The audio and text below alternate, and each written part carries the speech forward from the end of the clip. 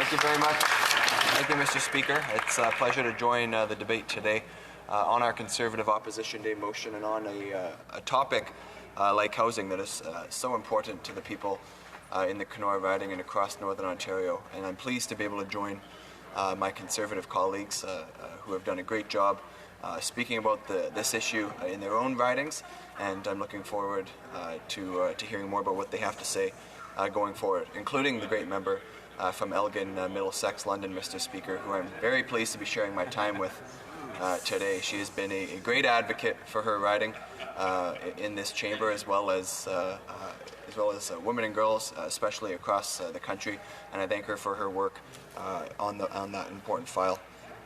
Mr. Speaker, housing is by far the #1 issue that I am hearing in the Kenora riding right now.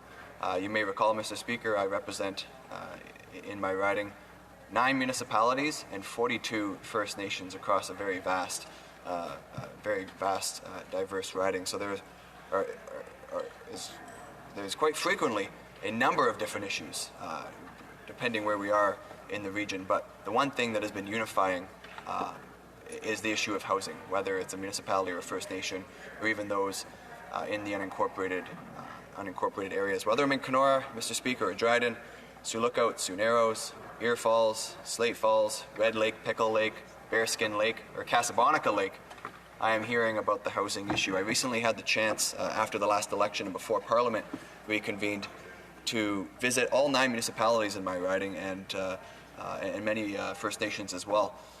And I can tell you that the municipal and First Nation leaders have consistently raised this. And what they tell me is that it's more than just a housing issue, but it's specifically about housing supply. Supply is all I hear across the riding, and I'm sure that many members in this chamber have heard similar things at home as well. Because, Mr. Speaker, the issues we're seeing are touching people from all walks of life, whether they're looking for affordable housing, whether they're looking for starter homes, family homes, even seniors looking to move into seniors' homes are not able to find it. And the only way that we can actually address that is to increase the supply, such as the plan that we've put forward in the last election campaign that is included in this motion to free up and release 15% of federal land for development. That's something that I heard on the doorsteps as a very positive plan to put forward to help address this root cause of the crisis. And it's especially, I think, Mr. Speaker, it's especially important in a region like mine. Ear Falls, for example, is a community that is quite large geographically. You pass the sign that says "Welcome to Ear Falls," and it takes you, feels like forever until you actually get to the community. But the population is very small, the tax base is very small, and a bulk of the land within the municipal limits is Crown land. And that has been a problem not just for residential development, frankly, but for commercial development as well. The community is having a lot of trouble growing because they've had difficulty acquiring the land that they need to do so, and in order to attract people as well to the community. Of course, in the last campaign, we talked about the economy and our economic recovery from COVID-19, and many people noted to me that we cannot have that recovery in northwestern Ontario or in our riding of Kenora if people don't have houses to move into. And that's really the crux of it, Mr. Speaker, and why this is such an important issue. Another example I'd like to give is in Casablanca Lake First Nation, a community that some time ago was actually displaced by the federal government, and the community now is essentially all on this one island in the northern part of my riding, and they have grown. They've really outgrown the area in which they're living on. They're looking for opportunities for development. They're looking for more housing units, but they just have nowhere to go. And they have had a very difficult time of working with the federal government to be able to access more land and to be able to expand their borders, Mr. Speaker. And that's why specifically on the supply side, I believe that the motion we put forward today is taking a tremendous step in the right direction of addressing this housing crisis. As well, we in the motion we have proposed a ban on foreign investors from purchasing homes purchasing Canadian real estate. Now, this is an issue that is, I guess, a bit bigger in the larger centres, Mr. Speaker. We know that that commonly foreign investment is coming into centres like Vancouver and the GTA as well. And not as much in the Kenora riding, frankly. But here's where this is important: is that the effect, the market changes and the pressures that are put on the rising home prices in the GTA, for example, expand beyond their borders as people are now looking to move into Huntsville and into the Muskokas and other areas, and expanding further and further away. Eventually, these higher prices will make their way up into Northern Ontario as well, and to rural and remote parts of the country. So I'm happy to see in the motion that we're proposing that as well.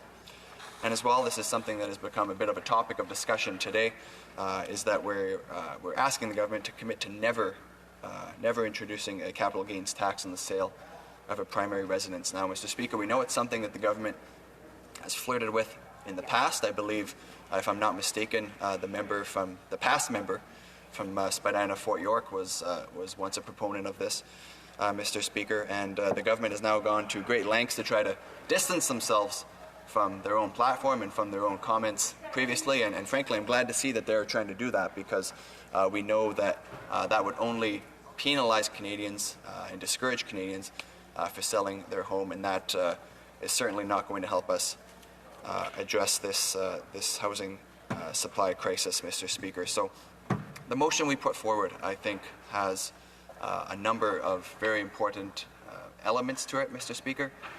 Is it going to fix the housing crisis? Of course not.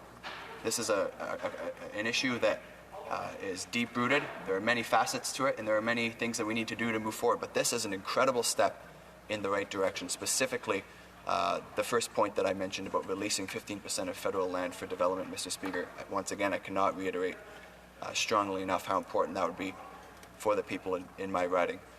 But one of the things that has troubled me about the debate today is that we've put forward this plan, Mr. Speaker, again, that we ran on, that many economists and many observers said was one of the strongest housing plans put forward in the last election.